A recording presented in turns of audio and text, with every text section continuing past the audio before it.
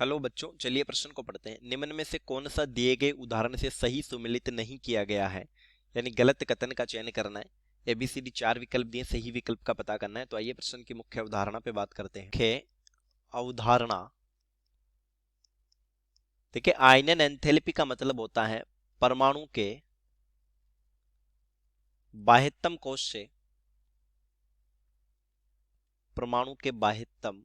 कोश से इलेक्ट्रॉन निकालने के लिए आवश्यक ऊर्जा का मान आयनन एंथैल्पी कहलाता है। आयनन एंथैल्पी कहलाता है आयनाइजेशन पोटेंशियल है। देखिए, ए विकल्प है प्रथम संक्रमण श्रेणी का एक तत्व जिसकी द्वितीयक आयनन एंथैल्पी अधिकतम होती है, यानी जब दूसरा इलेक्ट्रॉन निकालते हैं। तो देखिए, यह है कॉपर, और कॉपर की द्वितीयक आयनन एंथैल्पी उच्च बताइए तो 29 इसका परमाणु क्रमांक है। मूल अवस्था में इलेक्ट्रॉनिक विन्यास हो जाता है 3d10 4s1।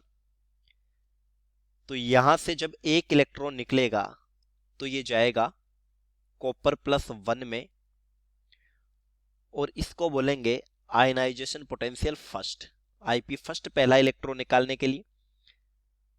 तो यहां पर इलेक्ट्रॉनिक विन्यास हो गया 3d10। अब हम इलेक्ट्रॉन निकाल रहे हैं 3d10 पूर्ण पूरित विन्यास से, जो कि स्थायी विन्यास है, -1 इलेक्ट्रॉन, और ये होगी आईपी सेकेंड, और ये जाएगा 3d9 में, यानी ये हो गया कॉपर +2। तो देखिए 3d10 पूर्ण पूरित स्थायी विन्यास के कारण, यानी स्थायी विन्यास से इलेक्ट्रॉन निकालने में अधिक ऊर्जा की आवश्यकता होगी। विन्यास के कारण आयनन एंथैल्पी सेकंड का मान,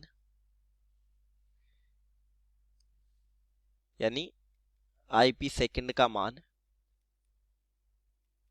उच्च होगा। तो फिर ए विकल्प सत्य हो जाता है। बी है कि प्रथम संक्रमण श्रेणी का एक तत्व जिसकी तृतीय आयनन एंथैल्पी अधिकतम होती है, जिंक। देखिए, जिंक की तृतीयक आयनन एंथैल्पी अधिकतम बताई है, तो ये जिंक है, परमाणु क्रमांक होता है 30।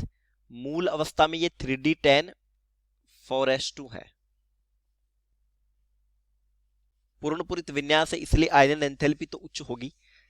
तो यहां से जब 2 इलेक्ट्रॉन निकलेगा तो ये जाएगा 3d10 में।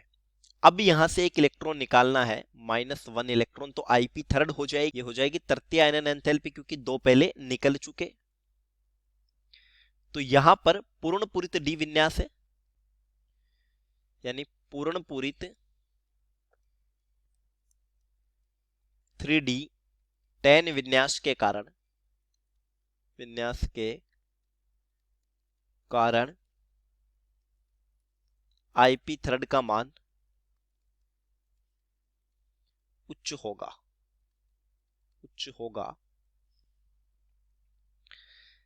तो ये भी सही है, सत्य है। देखिए, सी दिया है न्यूनतम परमाणुकता की एंथैल्पी के साथ प्रथम संक्रमण श्रेणी का एक तत्व, ये लिखा है तत्व जिंक, यानी जिंक की परमाणुकता न्यूनतम होगी प्रथम संक्रमण श्रेणी में। तो देखिए, परमाणुकता का क्या मतलब है, परमाणुकरण एंथैल्पी। तो हम जानते हैं परमाणु तात्विक रूप में उपलब्ध रहते हैं, तो इन्हें परमाणुओं में बदलने के लिए तत्व को परमाणुओं में बदलने हेतु आवश्यक ऊर्जा जिंक में क्या होता है कि 3d10 4s2 विन्यास है तो अयुग्मित इलेक्ट्रॉन नहीं है, अयुग्मित इलेक्ट्रॉन नहीं, अतः अंतर परमाणविक आकर्षण कम होगा, अंतर परमाणविक आकर्षण कम होगा, इसलिए परमाणुकरण एंथैल्पी भी कम होगी, यानी अधिक ऊर्जा की आवश्यकता नहीं होगी, परमाणुकरण एंथैल्पी निम्न होती है। तो यह भी सत्य कथन है। डी है तृतीय संक्रमण श्रेणी का अंतिम तत्व CD। देखिए हम बात करें, ये फर्स्ट संक्रमण श्रेणी, ये सेकंड और ये थर्ड, तो इनके शुरुआती जो तत्व होते हैं वो है स्कैंडियम, इट्रियम, लेफ्टेनम। परमाणु क्रमांक 21, 39 और 57। इसका अंतिम जो तत्व होगा वो 30 जिंक होगा, इसका अंतिम तत्व जो होगा वो 48 कैडमियम होगा, और इसका जो अंतिम तत्व होगा वो 80 Hg होगा। तो देखिए कैडमियम अंतिम तत्व होता है द्वितीयक संक्रमण श्रेणी का, तृतीयक का नहीं। तो जो सुमेलित नहीं है या गलत है वो डी विकल्प हो जाता है, उत्तर विकल्प डी। चलिए उम्मीद करता हूं प्रश्न समझ आया होगा। धन्यवाद।